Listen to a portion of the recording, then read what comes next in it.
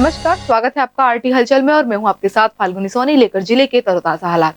चलिए सबसे पहले नजर डालते हैं आज की हेडलाइंस पर। चाइना मांझे से उलझकर प्रवासी पंछी की हो रही है मौत, वन विभाग है बेखबर।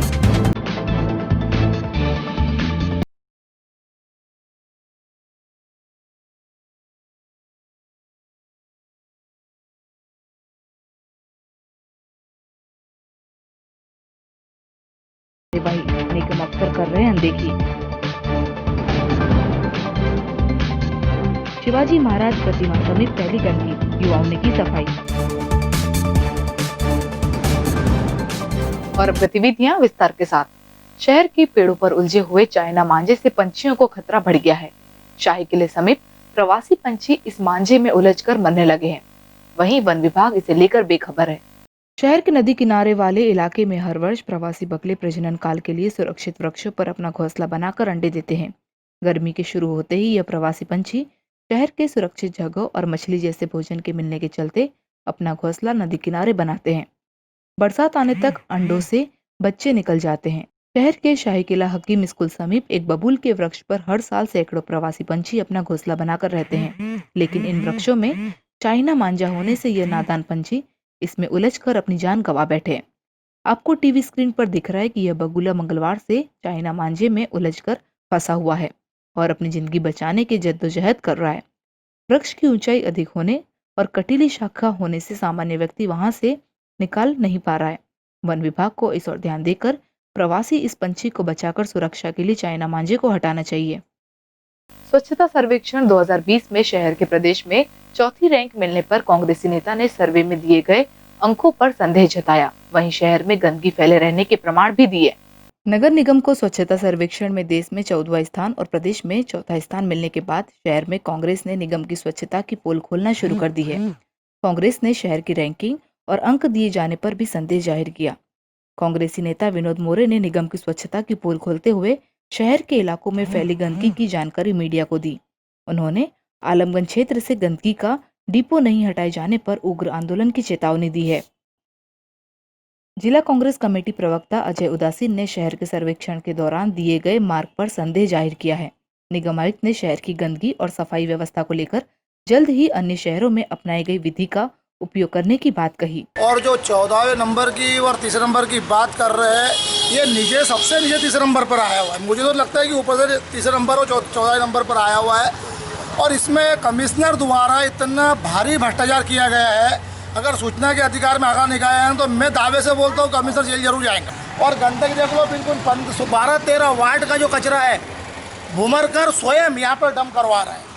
यदि 4 दिन के अंदर भूमरकर ने कचरा डलवाना बंद नहीं किया तो मैं प्रदेश के सीएम शिवराज सिंह चौहान का यह पुतला फूकूंगा। गंदगी, आवारा पशुओं के इतनी भरमार है पूरे शहर में। कहाँ से तीसरा किन अंधों ने नंबर दिया? मैं तो उन बेवकूफ़ों पे हंसी आ रही है जिन्होंने बुरहानपुर को तीसरे नंबर पे लाए।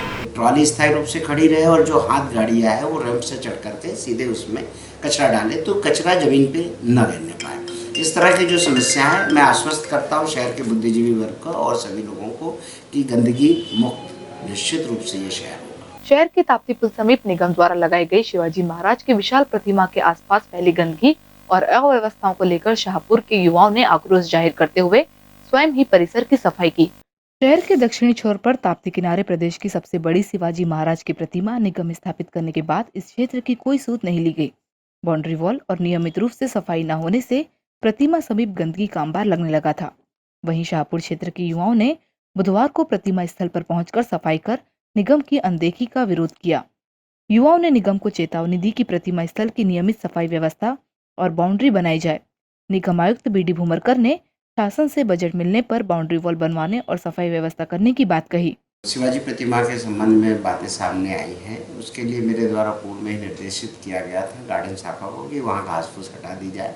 साथ ही साथ वहाँ पर जो गार्डन डेवलप होना है उसके लिए लगभग 32 लाख का प्रोजेक्ट है और उसकी टेंडर भी हो चुके हैं। मेरे द्वारा निर्देशित किया गया है कि तत्काल वहाँ पे पक्की बाउंड्री वॉल और जो गार्डन डेवलप किया जाना है उसको कार्य अविलंब प्रारंभ करें। शहर में जर्जर और शिकस्ता भवनों को लेकर निगम द्वारा लापरवाही बरती जा रही है। ये लापरवाही किसी दिन कोई बड़ी दुर्घटना का कारण बन सकती है। शहर में जर्जर और शिकस्ते भवनों पर कार्यवाही को लेकर निगम द्वारा लापरवाही बरती जा रही है। निगम द्वारा जर्जर और शिकस्ता मकानों को नोटिस देकर अपने दायित्व को पूरा समझ लिया जा रहा है। विगत दिनों गुलमोहर क्षेत्र के एक जर्जर भवन को लेकर निगम द्वारा नोटिस देकर कार्यवाही शुरू की गई, जो कुछ दिनों बाद ठंडे बस्ते में चली गई। गौरतलब है कि देवास में 2 दिन पूर्व एक जर्जर मकान के गिरने से एक बड़ा हादसा हो गया था। वहीं निगम ने इस हादसे से भी कोई सबक नहीं लिया। निगम आयुक्त बीडी भूमरकर ने कहा कि संबंधित इंजीनियरों को कार्यवाही की जानकारी दे दी गई है। उन्होंने यह भी कहा कि जिन भवनों में किराएदार या अन्य विवाद है उन्हें छोड़कर जर्जर भवनों पर कार्यवाही की जाएगी। संबंधित इंजीनियर्स को तत्काल भेजा कि देवास में होने वाली घटना का मैं बुरहानपुर में किसी भी तरह से परिलक्षित होते नहीं देखना चाहता हूँ। आप अपने स्तर पे सघन प्रयास करें और जो जर्जर भवनें हैं जो चिन्हांकित है उनका स्वयं निरीक्षण करें और तत्काल ऐसे भवनों को जो कि विवादास्पद नहीं है इस दिशा में काम करें और मुझे इस तरह की किसी भी अनहोनी के बारे में शिकवे शिकायत प्राप्त। शहर के कारंज बाजार स्थित न्यू विजन स्कूल में कथित रूप से रजिस्ट्रेशन फीस को लेकर बुलाए गए पालकों ने स्कूल प्रबंधन द्वारा रिजल्ट नहीं देने पर जुलाई माह से राशि वसूलने का आरोप लगाया।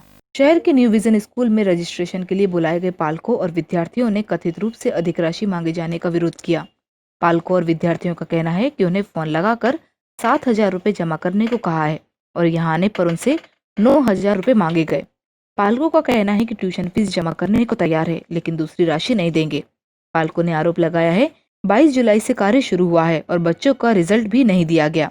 प्राचार्य ने सभी आरोपों से इनकार करते हुए शासन के निर्देशों का पालन करने की बात कही। 4th इंस्टॉलमेंट भरी जाती है और जबकि ये 1 अप्रैल से सेशन स्टार्ट होता है और इन्होंने 22 जुलाई से स्टार्ट करे तो अब इनका फर्ज बनता है कि 22 जुलाई से फीस ले ना कि पहले से ले।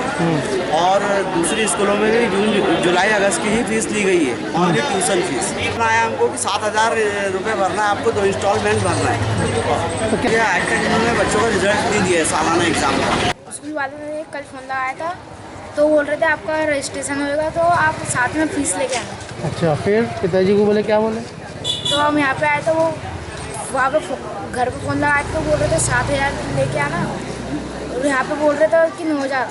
अच्छा, क्या चाहते हो आप?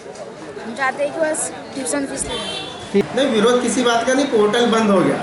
अच्छा। अभी गवर्नमेंट ने जो पोर्टल मार्शिंग शुरू किया था उस पर रजिस्ट्रेशन करना आज लास्ट डेट थी 26 तारीख।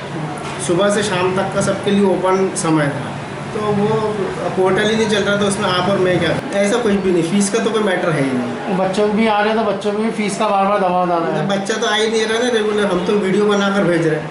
जिले के ग्राम धामनगांव में प्रतिवर्षानुसार इस वर्ष भी महालक्ष्मी की प्रतिमा की स्थापना की गई। 3 दिवसीय इस आयोजन में बुधवार को 56 भोग कार्यक्रम आयोजित किया गया। बुरहानपुर जिले के ग्राम धामनगांव में प्रतिवर्षानुसार इस वर्ष भी महालक्ष्मी माता की स्थापना की गई। ग्राम में हर वर्ष आयोजित होने वाली महालक्ष्मी माता के धार्मिक आयोजन में सैकड़ों लोग रोजाना आरती में शामिल होकर माता की आराधना करते थे, लेकिन इस साल कोरोना वायरस और जिला प्रशासन के निर्देशों के चलते माता महालक्ष्मी के आरती कार्यक्रम में सोशल डिस्टेंसिंग के साथ रोजाना 10 से 15 भक्त भाग ले पा रहे हैं। बुधवार को ग्राम में स्थापित की गई महालक्ष्मी माता को 56 भोग लगाकर विशेष पूजा अर्चना की गई। 3 दिवसीय इस कार्यक्रम की जानकारी देते हुए विनोद भाई ने बताया कि कई सालों से माँ लक्ष्मी माता हमारे घर पर बिठाई जाती है और आज माता को 56 भोग लगाए गए। विगत दिनों शाहपुर क्षेत्र में हुई बरसात के बाद मौसम खुलने पर किसानों ने खेतों में रासायनिक खाद डालना शुरू कर दिया। बुरहानपुर जिले का शाहपुर कृषि प्रधान क्षेत्र है। शाहपुर क्षेत्र के किसानों ने खेतों में केला, कपास एवं मक्का फसल लगाई हुई है। विगत कई दिनों से बारिश हो रही थी, जिसके कारण बोई हुई फसलों को लाभ हुआ। वहीं बारिश थमने के बाद किसान लोग अपनी फसलों को खाद देने में जुट गए। नगर की वृहत्कार सोसाइटी से किसान रासायनिक लेने के लिए पहुंचने लगे हैं। वहीं किसानों ने खाद खेतों में ले जाकर डालना भी शुरू कर दिया है। खेतों में खाद डालने के बाद उस पर बरसात का पानी गिरने से लाभदायक होता है। शाहपुर से मनीष महाजन की रिपोर्ट। गया पानी, बारिश कम हो गई है तो ले जा रहे लोग खाद, यूरिया, फास्फेट, पोटास, सल्फेट सभी खाद लेके जा रहे हैं। अच्छा, टोटल खाद है।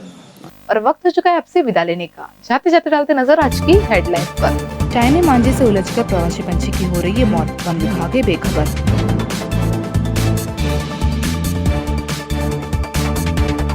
स्वच्छता सर्वेक्षण में रैंकिंग को लेकर जताया संदेह, शहर में पसर रही है गंदगी। जर्जर भवनों पर नहीं हो रही है कार्यवाही, निगम अफसर कर रहे हैं अनदेखी। शिवाजी महाराज प्रतिमा समेत फैली गंदगी, युवाओं ने की सफाई। तो कल फिर होगी आपसे मुलाकात जिले की ताजा गतिविधियों के साथ। तब तक के लिए आरटी हलचल की पूरी टीम और मुझे दीजिए इजाजत। नमस्कार।